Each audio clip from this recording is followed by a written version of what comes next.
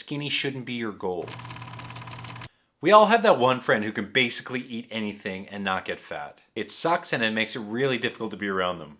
To be quite honest, I'm basically making this video for 14-year-old me, who would run in the room upset, asking his mom, why can't I be skinny like my friends? And God bless her, but she didn't have the answer. She's told me, sorry, you weren't gifted with the same genetics as your cousin. Or your neighbor is just a really picky eater, that's why. You got my family's genetics. All of these things she said in my best interest, trying to make me feel better. But actually, they led me down a path to think that I didn't have control over my own body, which has become my life's mission to make sure that everyone knows they have total control of how they look and feel.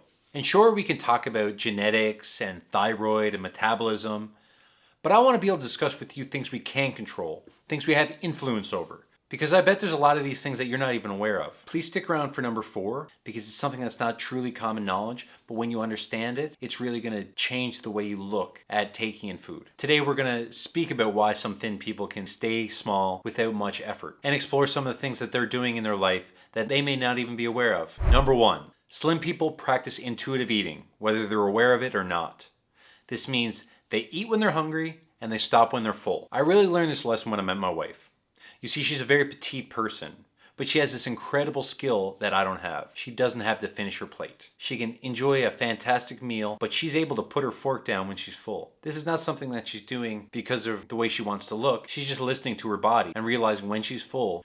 So when I'm licking my plate off at the restaurant and she's getting hers to go, that's a great indicator in that situation that I'm taking in all of these extra calories that I didn't have to, or she's actually putting calories in reserve that she was intending to intake. Number 2, a balanced diet. Now, it may not look like it, and this may not be the case all the time, but for the majority of people who you often see eating ice cream or chips or cookies, they're usually practicing the 80-20 rule. This means that 80 to 90% of their calories come from whole food, and that extra 10% that you notice is them just pigging out on the side. You see, this looks like a lot to you because you have this different emotional attachment to these foods. For a slim person, they're able to enjoy that snack in a small quantity compared to the overall amount of calories they're taking in per day. Because if you're having the same treat, but then you're going home and having junk food on the side and having trash for breakfast and takeout and fast food and burgers and fries, that adds up. So the part that you're seeing of that person enjoying a treat or a cookie or what have you, you don't see the rest of their day where they're either not eating a ton or eating whole nutritious foods. And that actually flows very well into number 3.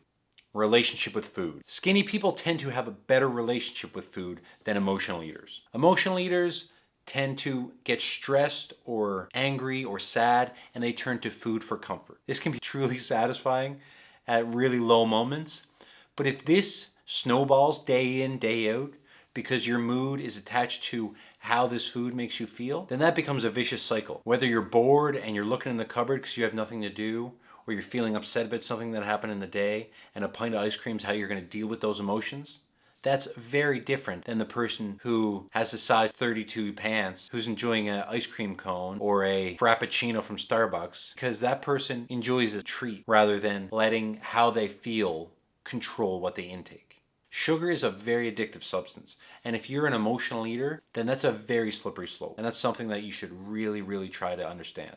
Because if you don't have that under total control, you'll never be able to implement the other things in your life to be able to make you live a healthier, more balanced life. Number 4, skinny tend to be fit people, and they are more insulin sensitive.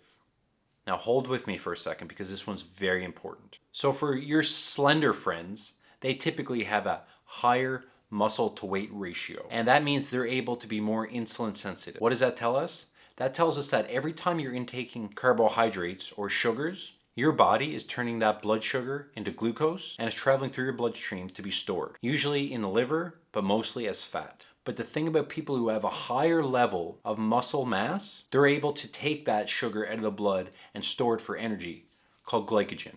And this is exactly why people with a larger muscle mass ratio are able to have sweets, because the body usually puts that sugar in the blood right to action. It's a bit of a competitive advantage they have to the rest of us because they're able to store that straight into the muscle rather than the body storing it straight into your fat deposits.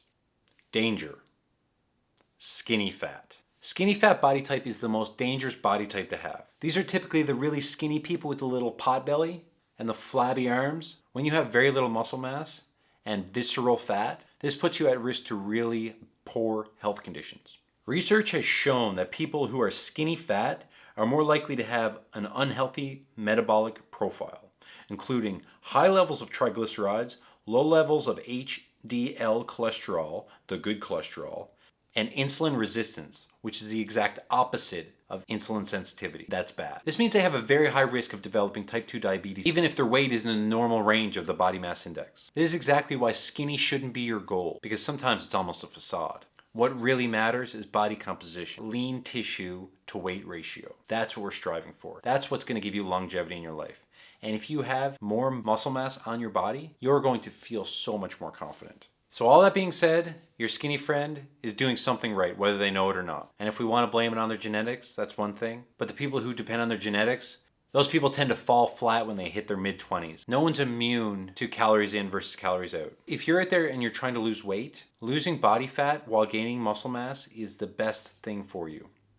It's hard to do both at the same time, but if you're a true beginner, it's possible. I'm telling you, start your journey because you're going to thank yourself. It's all about consistency. Day 1, day 2, day 3. Start working that progress plan. It's going to go by in the blink of an eye. You want to look back in 2 years and thank you right now for taking the next step.